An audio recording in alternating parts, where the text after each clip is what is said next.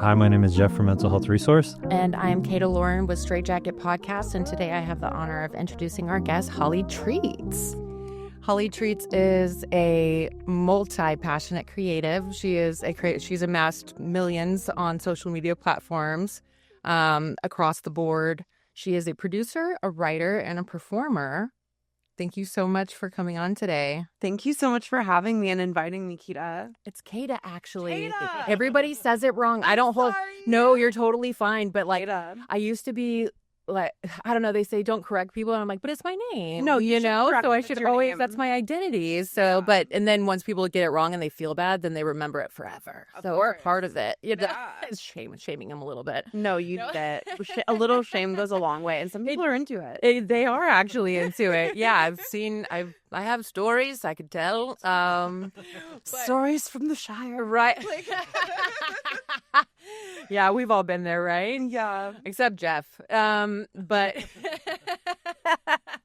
so also you are in recovery and you have 1 year this time, but you did have 10 years at one point. I did. What was your DOCs? Originally, my DOCs were cocaine, GHB, MD. Like I She like to wanted go to parties. parties. I wanted to go to parties. Yeah. And then Adderall and stimulants. Okay. Yeah. Stimulants. You just stopped at Adderall? No, You went to the meth? I did. I did went to the meth. I did. You know, it's so crazy in California because I'm not originally from here. And it's just like, you don't realize how rampant it is. Oh, yeah. Yeah. Yeah, we're really close to the border. And then also Northern California is like trailer nation. Yes. Where I grew up, it's trailer nation. Like you would think it was, a small portion of Texas. And there's bathtub. We've had somebody on that said they were cooking meth in a bathtub. So, Which one of those substances would you say brought you to your bottom? Honestly, the disease brought me to my bottom because I can have a problem. Like before I was addicted to substances, I had like a lot of body image issues and eating disorder stuff. So, and that brought me to my knees in a completely different way. So I don't underestimate the power of anything. Yeah. But I would say I actually blame Adderall personally. And I know that's kind of controversial in the sober community. But for me, because it's so chemically linked to methamphetamine, I just feel like it's like a literal gateway drug. Yeah.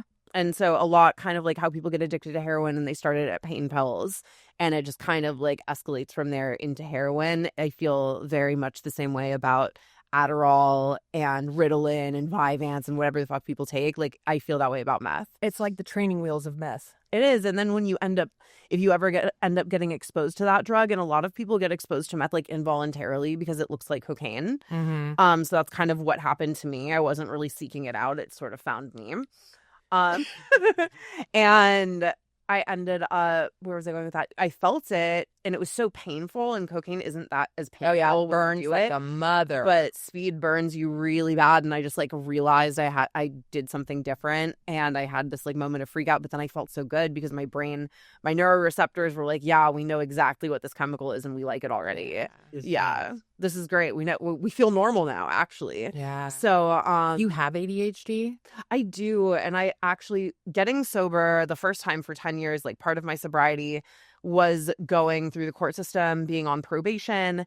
I was also in college and really didn't know how to like function academically without stimulants or without, even Adderall. And I was on probation, and my probation officer was like, "You're not allowed to test positive for amphetamine." So I don't know how you want to do that. Yeah, like I don't know how you want to do that, but you can't be on your prescription. I'm sorry, if you have ADD, it might affect you. Whatever. And I did learn how to overcome it. I don't know if it's more efficient than just taking Adderall. Like I'm not going to tell other people what to do, but I do know for me, I just can't. Yeah. What did you do to overcome it? I learned that I have to like physically write stuff. Like even though we're all typing a lot and on our screens a lot, I need some sort of physical like activity to really drill it in, like a secondary activity to what I'm doing to like associate it with. And it helps me remember things. Also just setting timers for myself and being hyper vigilant about like being on top of my schedule, getting used to it, and then just kind of inherently feeling weird when I'm not in my routine. And I just like, you have to, it's much like being sober. You have to create the optimal environment for you to not have ADD. Right. You know, or ADHD. Like, have your toolkit. Because a lot of like ADHD isn't very much like a divergent behavior that people learn how to have. And it's not necessarily like, yeah, like our brain activity becomes different when we have it. But if you train yourself to just operate differently or not, like I learned also linked to being sober, my mom and dad both have ADD and it's really out of control. And I get bombarded by their ADD a lot. And so now that I'm an adult and I don't live with them, I'm not nearly as neurotic because I'm not trying to defend off their ADD because they'll distract each other and distract me and stuff. I think that mental conditions are contagious. I think so too. I think schizophrenia, like you can I don't know, I can start going into some diluted places if somebody's paranoid enough around me. I know like I felt more manic when I was around somebody with mania. Like I think that you can, I think it's somewhat like, you know, it's not a fluke. Like you can have a secondary experience from being next to somebody who's having symptoms. It's the weirdest phenomenon.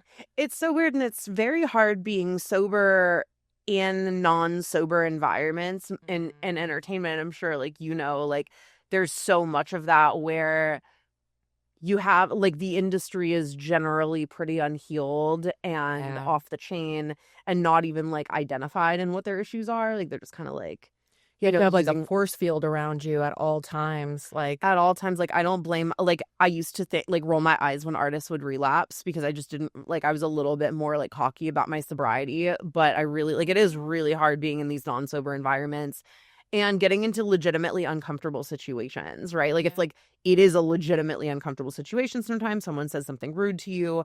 A bunch of people say something rude to you because you're the only one not drunk. And so you're the only one that cares. And you're like, yeah, I mean, it would be easier if I wasn't sober right now. And so there are some things that are kind of like, you have to like commit to what you're doing. I get that way too when I'm at a party. Like my biggest trigger is getting tired at a party. Oh, I leave. Yeah, exactly. Like a lot of people just are normal and they leave. But in my mind, I'm sitting there being like, wow, if I had Adderall or if I was on Coke or if I was on whatever or if I was drinking, then I wouldn't be so tired because that's why everybody else is here and having fun. Yeah. And that's why they're not tired. And or like just having to work super late and knowing other people there are like on cocaine and that's how they're functioning so well. Yeah. And so I've had to really like face my demons about that particular thing and being like, you know what? I like sleep. It's okay that I like sleep. Yeah. I'm not weak because I want to go to sleep. No. Yeah. Yeah. I mean, I'm actually not in a lot of environments where I think that addicts are unreliable. And so I have been that unreliable addict myself. And so working with somebody who is an active addiction or Coke is on the table, I have a saying is like, I'll leave the party before the Coke comes out. At 11 o'clock, 10, 12, maximum, because at that point, what's going on? But there's so many sober people in the industry too now. Like it's really being sober and being straight edge and like really focusing on your business and your work is really also blossoming too. So I want to highlight that too, because there's the alternative of that.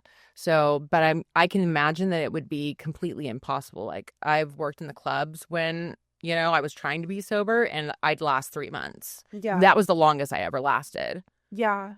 No, for sure. And I think just like seeing how many people, you know, there's a lot of people that I think being someone who has addictive tendencies, like we judge other people and we judge ourselves against them and compare ourselves a lot. And I will look at functioning alcoholics or people who just really haven't like gone over the hump and become dysfunctional yet, because I truly believe like everybody gets dysfunctional after a certain point, or you get really sick and you have medical problems. But I'll like look at people who seem to be managing their disease and I'm like, well, you know, that's always like the I had this one sober friend who called it the committee. The committee that's just like on your shoulder, judging you, judging everybody else, and having commentary and be like, you're an idiot. Stupid because you get tired before everybody else. How do you get tired? Why can't you do cocaine? This is why you're not Post Malone. You know, like you could have been Post Malone. You could have been Post Malone if you just did manage your addiction better. Like, oh my goodness. So it gets tough, but I what is also really cool is there's a huge sober community. A lot of the people actually in the professional event and nightlife production communities are sober because everyone's kind of gotten to the point where they're like, I can't be normal anymore. Yeah. I've tried. I throw Coachella. I do whatever, right? Like a lot of people who like throw these massive parties or in the club scene are just sober. And it's made me learn that it's like actually you can, and you have to find your tribe of sober people who like get it. Yeah. Yeah. Yeah. And I tend to think that they find me for some reason, and maybe that's like attraction or whatever it is, but I'm always looking for that person or those people and those support systems when I'm in those vulnerable situations, because I still perform and I go out and there's alcohol around, but I go out with like people who I know like they are sober too. You know what I mean? So I have that defense mechanism of not being there by myself, because sometimes when I'm alone, that committee starts going. Right. And it just... the perfect storm. I'm having a bad day. Something in my relationship's going wrong. Something in my work is going wrong. You get a perfect storm and you're within 2 feet of a bar and nobody is there to judge you or know that you did anything wrong. Like it starts to, you know what I mean? It starts to get loud in there. It really does. How do you protect yourself in those situations? I have learned the art of leaving. Amen. Yeah, the art of leaving and resetting. I've really learned how to pray like by myself, and I'm not ashamed to go into the bathroom and pray by myself. I don't feel weak when I have to do that. No. I guess the big thing for me that's different this time than it was the last time. This time I relapsed on, like, I drank and I smoked weed and threw a fit. And it was very much an Al-Anon style relapse because I was drinking at somebody. Yeah. And then I didn't really care afterwards. I was like, okay, I don't need to drink for the next 10 years again. Yeah. You know, it was very much like I did this to verbally abuse you, asshole. But because I'm just not like that. But I have this like angry Russian alcoholic side that doesn't know how to speak up for herself. Does she only drink vodka? Yeah, or what did I drink? I don't even remember what I drank. Like, it's like the only time I've drank in 10 years. And I was like, I drank. You drank so much you forgot what you drank. If someone gave me a bottle, I would have just drank that. I was just trying to get drunk. Like, yeah, I wanted to get fucked up.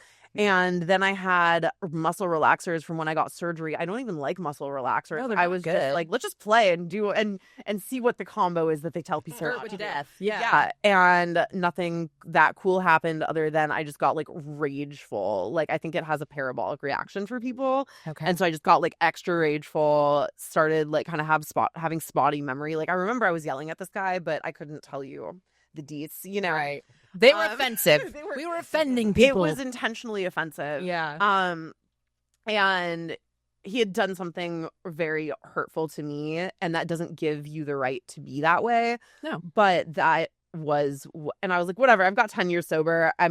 Fuck it. Let's do this. I'm going to fucking hurt you now. So, don't do that. Just be confident on your own. But don't do what I did, kids. If you're watching at home, don't do what I did. It's not okay to do that. But the protection that I find is having other things that make me feel good, and then also, I hate to say this, but like being conscious of my addiction as a dragon that lives inside me, needs to get fed even when sober, and can actually be even more hungry when I'm sober. And so what I've done is really just nerded out on biohacking and longevity stuff, and kind of made my new like area of interest / trying to make that my addiction, because it's not my addiction yet, but I'm trying to make it my addiction, is just like health and longevity stuff, and trying to be as like beautiful forever, live long, all this stuff, and just getting very interested in that. Obsession, because I just realize, and like working hard and being the best at what I do, because I just know I have to, like, I have a very addictive personality. That energy needs to be channeled into something. Yeah. And I need to be busy with that energy doing something productive. Otherwise, like, being bored is the worst thing you can do. And for me, at least, being bored and not having a schedule and not feeling regulated, like not being like, okay, I woke up and I brushed my teeth. I did my skincare routine. I worked, day passed by, even if it's a different day, right? But then I went to bed. I did my manifestations and my affirmations and my day review, and then I did my skincare routine and went to bed. Like, I have to have those points of my day. Yeah. Otherwise, it feels really weird, and I don't feel like I feel like unsupervised. You feel like you're floating kind of just like in the abyss somewhere, because there's no start and stop. It all blends together if you work for yourself, which we do. So it's like if there's not a start cap and an end cap.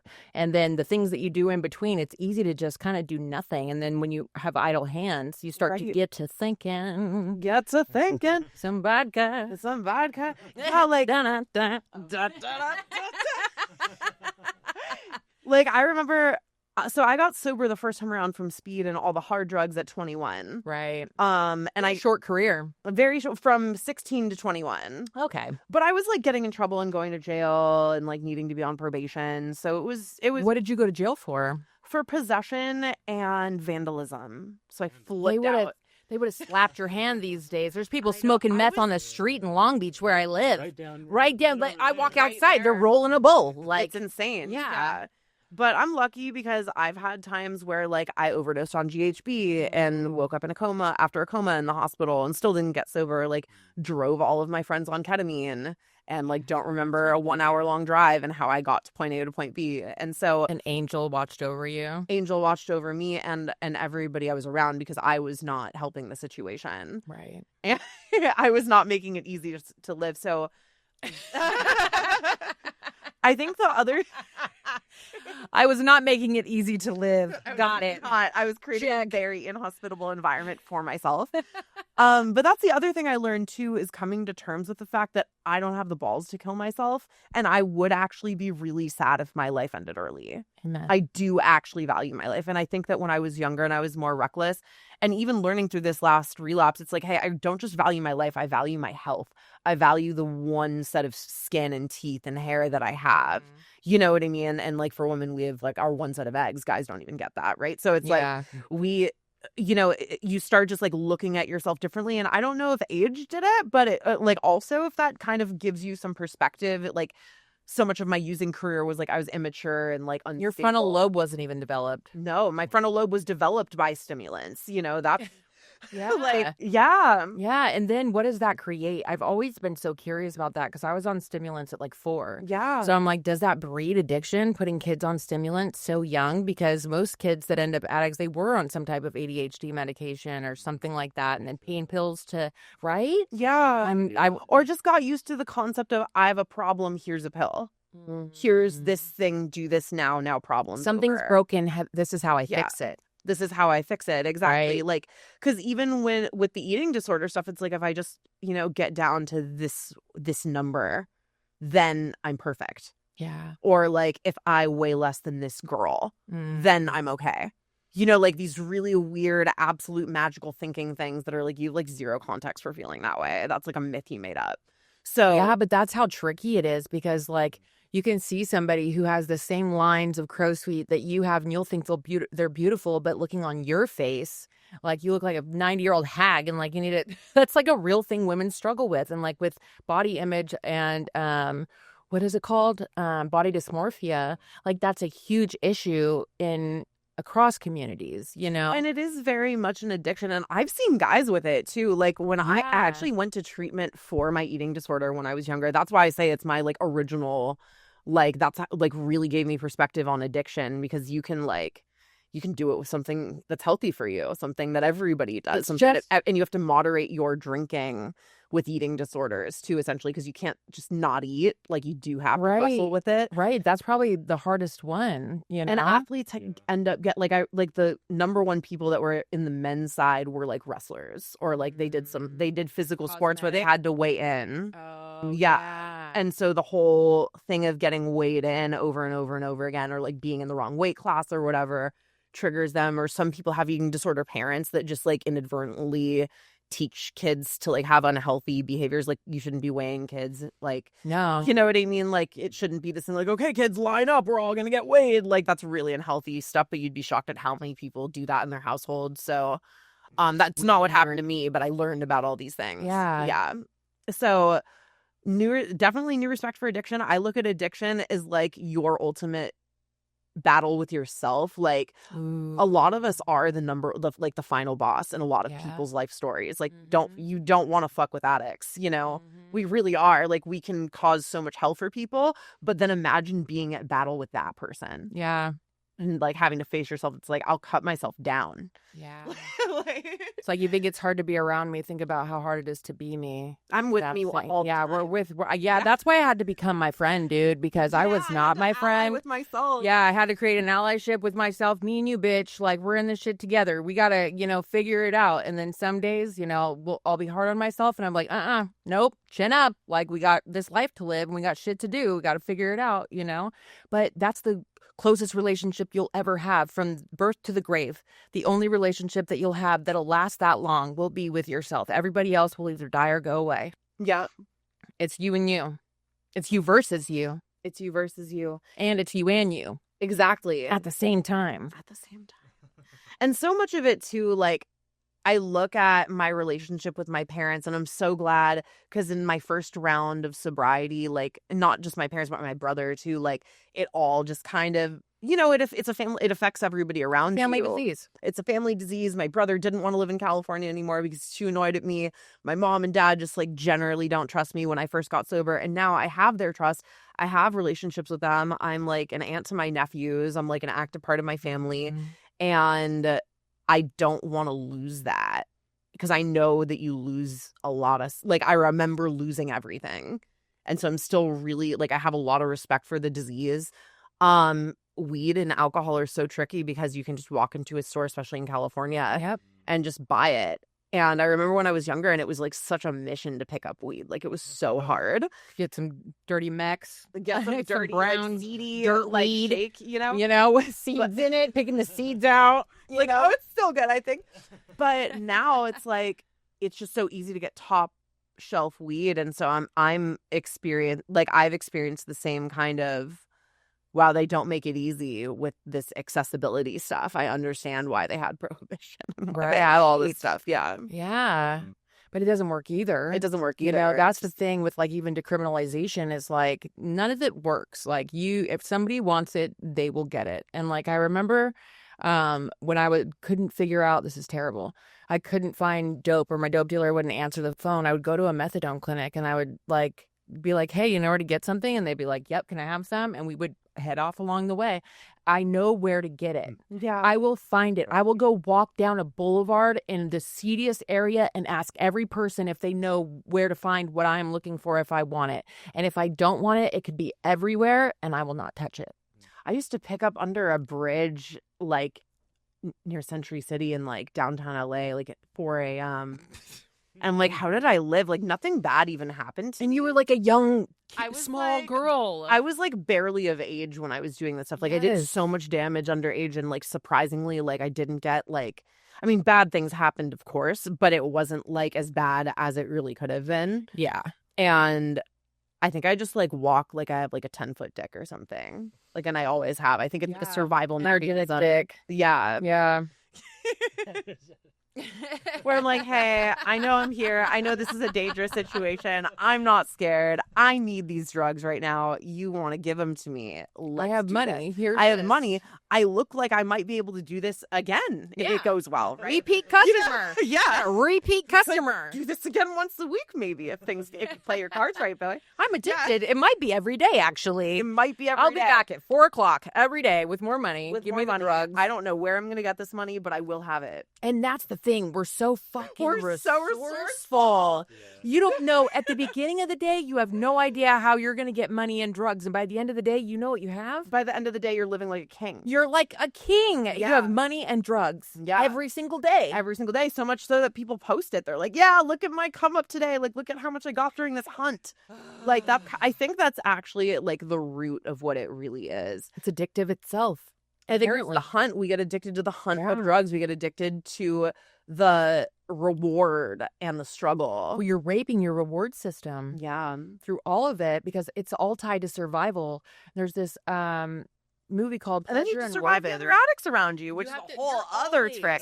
You're always. That make it easy. Yeah. I know. You should have a protector. There should be one that like you're kind of like locked in with. Right. And if anything goes down, like You know? You ride with each other. You end up in a bunch of shifty situations that, like, when you look back on it, like, I have a book about it. You know what I mean? Yeah. Like, I could write a book. I'm writing another one. Like, there's so many situations that I've lived in because of my addiction that, like, you can fill up pages on pages on pages of these stories, you know? Yeah. What was one that was, like, remarkable to you that sticks out, like, one of those crazy moments in your addiction? This was like an ongoing repeat dynamic I used to get into. And I actually still find myself getting into it sometimes as an adult. And I've had to like unwork a lot of issues I have with women. And I know that's super common for other women. Yeah. But a lot of them stem from the fact that I would get into these enmeshed toxic relationships with women. I was usually younger and I was looking at them to like, it started with they get me drugs. And then it turns into this, hey, I can help you get money. I can like it, like they know how to recruit girls, right? Yeah. And so I've been in so many toxic situations with girls who were, and it's like not even bad when they want to get you paid. The worst one I had was this girl who was just trying to get me kidnapped and put me into a situation where we were waiting for drugs. We were waiting like all night. And it was a bunch of gangsters, which isn't abnormal. No. You know, it's not abnormal to be like a little girl hanging out with gangsters when you're doing drugs. And No. unfortunately, in Southern California, trafficking is a huge issue because you have so many of these situations. They make movies about like Anne Hathaway and Havoc and stuff and like all the crazy 13 and all these crazy things. But I genuinely felt safe in these situations because I was in them so many times. Yeah. And I was with this girl who was supposed to be kind of my friend. And the day goes by, or the night goes by, we show up at like 2 a.m. It ends up being like 4 a.m. And I'm like, I don't know if this guy's coming. Or no, we showed up at like midnight and then it ended up being 4 a.m. And it's just like, dude, I don't know if this is like happening anymore. And they were just trying to give us like a bunch of weed and like keep us like waiting, right? And finally I get up and I'm like, I don't think the guy's coming and I'm honestly going to like leave. And all of them stood up and they're like, where are you going? And I was kind of like, I don't know why they like, there was this part of me that's like, why did they wait until then? You know what I mean? Like, because I always wonder about some of these people. It's like, do you want to be an asshole? Or are you just in this situation as like a trafficker and like also didn't mean to be in this situation and are kind of uncomfortable about trafficking me? You know, so I think it might like when you're dealing with like a group of people, there's like more confident, like aggressive people. And then there's ones that seem like they're a little bit kind of like, I really don't want to hurt anybody right now, you know, like It's just my job. this is just kind of like they told me to do this and I'm incentivized either by fear or reward to do this. So I'm here. Yeah. I'm not that excited about it. So I stood up. Everybody's like, there was like two, I don't even know if they were Samoan, but they looked Samoan with how good they were, right? And I just started screaming. And we were in this apartment complex in Santa Ana, like off of McFadden. Yeah. Which is just like such a ratchet place. Like I drive by it still and I'm like, ugh, this fucking trap house. Like brings back visceral feelings. yeah. And so I screamed and I left and like everyone just went back like this. It was almost one of those things where I was like, okay. yeah, like it was like everyone freaked out. And I didn't talk to them again, but that wasn't the last and only time that I've been in a situation like that. But I heard what tipped me off is I heard the girl go to the bathroom and like have a private conversation with the dude. And she's like, okay, I'll tell her to come here. Like to come to the bathroom. And it's like, that's a weird. Yeah. Like why? Like, I don't know. That just was weird. And then I started getting weird. Like, here, do you want more weed? So it was just kind of like, it's like you feel like you're getting indoctrinated into a cult or something. Yeah. You're like, why do you guys all know something? Why are all you guys acting like totally normal, even though no one knows what's going on and I'm the only one that feels uncomfortable? And we were all at this table and everyone was like looking at me almost like I was like leading a meeting or something. And that was the other weird thing where I think we get these little moments that like set a trigger in our survival mechanism. Like this feels weird, because we're always scanning for threats. And I felt flattered at first, like as a younger underage kid, you're like so fucked up. Like you think it's like a flattering situation that these gangsters aren't like shanking you. And it's like, no, if they're not shanking you, they want something else, dude. Like there's a reason why they're fattening you up like this. Like, and it's not because you're leading this meeting. You know what I mean? Like they're looking at you like you're prey. Well, you are in that situation. Yeah, most definitely. And trafficking is a huge issue. And like, I've told my story about it as well. And like, It's it's always a friend. Like, it's always another girl that's like leading a vulnerable girl into these situations. And it's like we trust somebody and then we're put in the most horrible situation that you can possibly encounter as a human being, in my opinion, with the exception of like war. Yeah. You know what I mean? And I've even been through that experience sober. Like, I got a very professional invite to go on a really shady trip. And I know what happened. Like, as an Instagram chick, I like get a lot of these invites. And this one, sometimes the offers are really good. Like, I'm not going to lie. Like, it's like so much money that you're kind of like, well, let's just hear this out. Right. You know, let's just tell me about this a little bit more. $50,000. 50, and it was like more than that. Okay. It's like, yeah, it's like, it's change your life money. But what really tipped me off is it's like, why it was, again, a girl that I had met, beautiful, stunning, femme fatale, smart. Like, it's kind of like, you're either going to kill me or fuck me energy.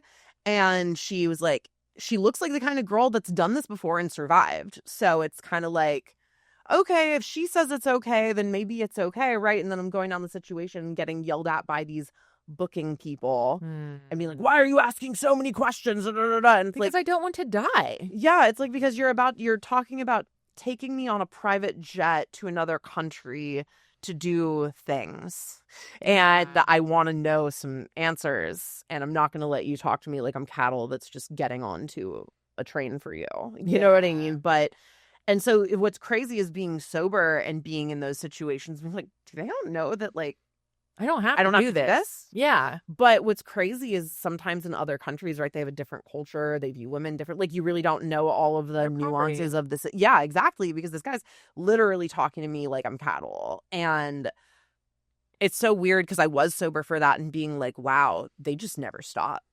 Yeah. Like, they never sleep. And it is a lot of money. So they really don't, they're not incentivized to stop. So I don't know how to help those kinds of situations, but what I do know is that being active in sobriety and being of service is such a safe harbor for women, because I've never been in that kind of situation with a sober person. Facts.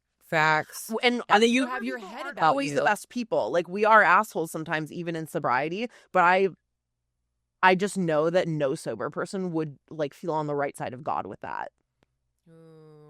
You know what I mean? And that's Absolutely not. Like, they might not be the nicest people. They might cheat on you. They might still be kind of have alcoholic. They might change their price tags at Ross and get a cheaper deal. Right. Like, they might tag the bathroom at the church where the AA meeting is, but they're not gonna try to set you up and traffic you. Yeah.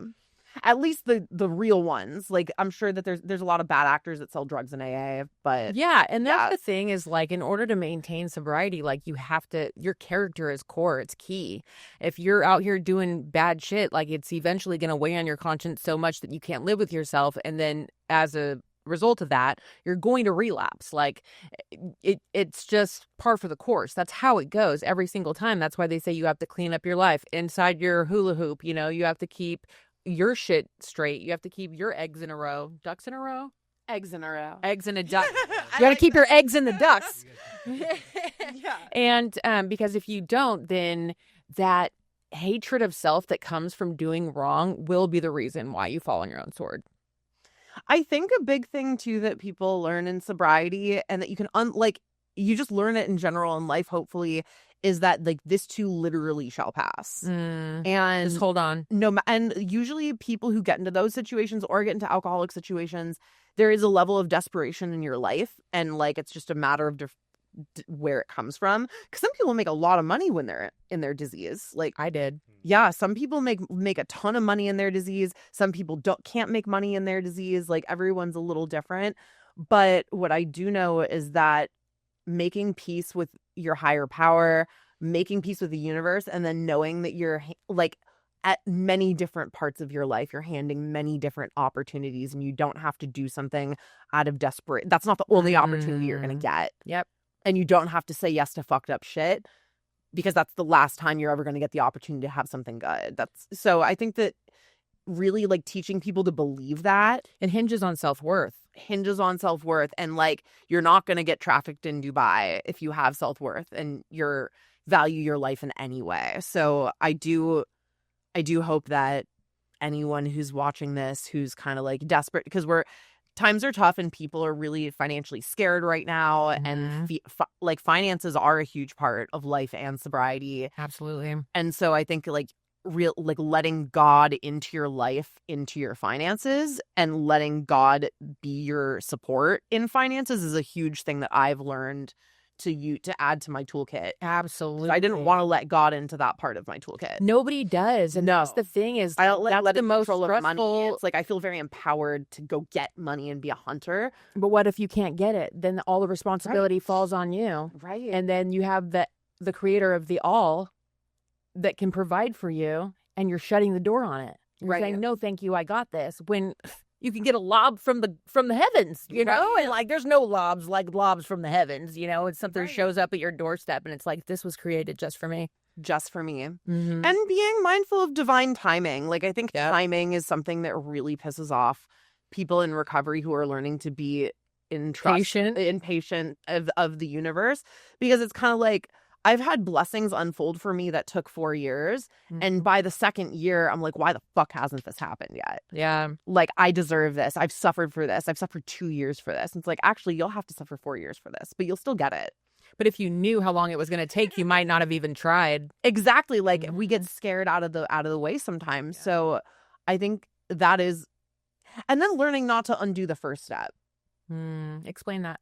Like, denial takes on so many shapes, and denying the unmanageability is something so common for people, because as we get sober and life gets more sane, it's kind of like, my life's manageable. Like, I'm fine. I'm nothing. And especially when you have prior sober experience where it got so bad and the bottom was so much lower, you know, that you're like, well, compared to that, this is manageable. And it's like, well, that's undoing the first step. Like, because I've said my life is manageable when I was like the day after having a drinking thing like that, you know what I mean? Or like, I'm manageable. I chose to do this. Like, you know, I'm still an alcoholic, but I'm not as bad as I used to be, right? Like, and that can be true, but it still doesn't serve you. It doesn't serve you. Exactly. You know? Yeah. Yeah. That's really powerful. I love that. Yeah.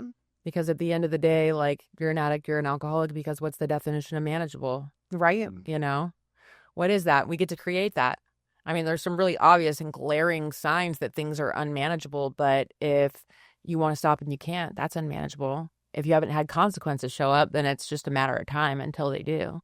It's a matter of time. And if they're not physical consequences in your life, they will manifest as mental, emotional, and spiritual. Yeah, and I've had that experience as well. Yeah. And when it's not the external consequences, it's harder to admit to ourselves that there is a problem. But it's like, I'm fucking miserable. I'm broke. I can't figure this out. Like, my relationships suck. Like, everything is dying within me. But I have a car, job, and house. Yeah. And nobody knows that my life is, you know what I mean? Like, we can justify, we have the great justifier. Right. Addiction. Because like you said, I call it my gremlin. And she's hungry. Yeah. You know, she's hungry. Always wants water after midnight. Yeah. Yeah. And it's a problem. That's a problem. You know? No, and it feels like a dragon or a gremlin that's just like dancing around inside. And sometimes I've learned, like, I've had times where my alcoholism really did protect me from like myself and like suicidal thoughts and stuff. And like, or like, it created a false sense of like vanity that got me through a certain phase or got me through certain battles. Yeah. And learning to like put it down and being like, this is unnecessary. Like, have you ever hung out with somebody who knows what happened to them before, but they could just sit down with you like, oh my God, what a crazy day. Like, they're already so anxious and you're like, I don't know where you came from, but like, please, you know, like, please chill. Yeah. I feel like alcoholism kind of has that frequency where even if the person doesn't talk at all, you can just tell how uncomfortable they are. Yeah. And you can tell how badly they want to escape and how badly they just want to like change the headspace a little bit. Yeah. In plain sight. Yeah, that makes sense. You said, what was it that you said that I was going to bring back up? I forgot. It was sorry. We were talking about the gremlin. Dancing around inside of you all the time. It does do that though, you know, and then it starts to chatter. It starts to get those really sharp tongues, you know what I mean, that kind of chip away at your confidence and your self-worth. How do you combat that internal monologue? That's such a good question. Sometimes I don't win. Sometimes lately I've been blessed with having the ability to combat my own thoughts. I have a lot of affirmations that I've started writing down and saying in the mirror, just trying to undo my thinking. But sometimes I lose the battle of lobbying for myself. And some days I don't end the day feeling like I'm the best thing in the world. But I have learned to, I think that's kind of why I'm hyper ambitious. So you can prove to yourself every day that you are who you say you are. Yes. I do the same thing. Yes, exactly. Because I need proof, otherwise it's a lie. And even like I've compulsively had to follow my own dreams before, even if they weren't super profitable. Like I've had certain things where I'm like, I just like need to be able to say I finished this, or I need to be able to say that I did this. Like a huge part of it for me is like, so online, I have my followers. I've been becoming a dominatrix lately. I love being like this online persona, and I was able to feed myself with it completely and other people with it for like 10 years. But lately I got entrepreneurial burnout in addition to starting businesses, and I just like was really craving being an employee for somebody else again. Because I'm like, I don't want the responsibility of it's heavy. It's super heavy, and I am super entrepreneurial, and I've employed a ton of people before. So for me, that felt like a really confusing, like, I feel weird about this. Yeah, like a step down. Like I'm demoting myself. But honestly, I did that, and then I started changing around how I do my side businesses, and I'm just like happier now, and life is more sustainable. I'm able to save money, more money actually, and just have like a more reliable life. And granted, I might not have $1 million months or whatever, like this crazy fucking exorbitant number that people make online or whatever, but I can still probably set up my retirement early with this money. I can probably build another business with this money. There's a lot of things that I can do, and so much of that, and I'm like not gonna die early, and I'm not gonna have like all these health issues because I'm living very inauthentically and off schedule. So, and I'm not going to need to like go into treatment later on in life for all the things that I did to make money too, because it's a real thing. And I think there's a really fine line, and everybody has a line, and don't cross your own line is what I'll say. When we cross our line by taking steps, we don't just step over the line. We like take little steps down a stairs, and the line is actually on the stairs. Yeah, because I've always known where my line was, and I've crossed it before, and it was very, very apparent that I crossed it, and there were spiritual consequences that were nobody's business. Like it was rough, and then you take a step back. But I think with industries like that, like the money is addicting, and then also being loved for your beauty. It's something that's like you feel so powerful and like magnetic, and it's intoxicating. Like you're always being told how amazing you are, and like it's actually so addicting that people don't even think to get out, even when their mental health is suffering, even when it's not making as much money anymore. They're like stuck in this place where they're expecting it to change. Like the addiction, it's an addiction, like with the definition of insanity. You know what I mean? Like, this is morally bankrupting me, but I can't walk away from it because I'm addicted to the lifestyle and everything that it entails. What do you have to say to the girl that wants out? I would say that treat your getting out with the same seriousness as you rode in the industry. You know, like if you're willing to cross your line with stuff like with certain things that we do, then be willing to cross your line and like show up earlier than you want to show up. You know what I mean? Because I've noticed that with myself. I'll set these like hard lines with things that like make sense, right? Like I don't want to have to be in a situation where I have to do this behavior for dirty work. But then I have a similar boundary where it's like, oh my God, they want me to wake up at 7 a.m. And it's like, okay, well, which one do you want? You've got to do something that you don't want to do. And a lot of normal employees feel like straight up prostitutes. Because they also have to do things that they don't want to do. Just or their boss yells at them when they go to work and they have to take it like a bitch. Right. Because their boss is paying them. And it's like, life is hard for people no matter what kind of work you're doing. So I think that that's something important that people need to realize. And then also there's like, imagine what kind of life you want. Like, don't just imagine this girl that you met one time who seemed like she had a lot of money and a good looking husband. And so you're just going to become her. Yep. Because you're going to feel just as inauthentic doing that. Yeah. What's your why? What's your reason? Yeah. What's your why? What's your reason? And also just giving yourself permission to take time and not judge it on timelines with other people, because life comes in so many different stages.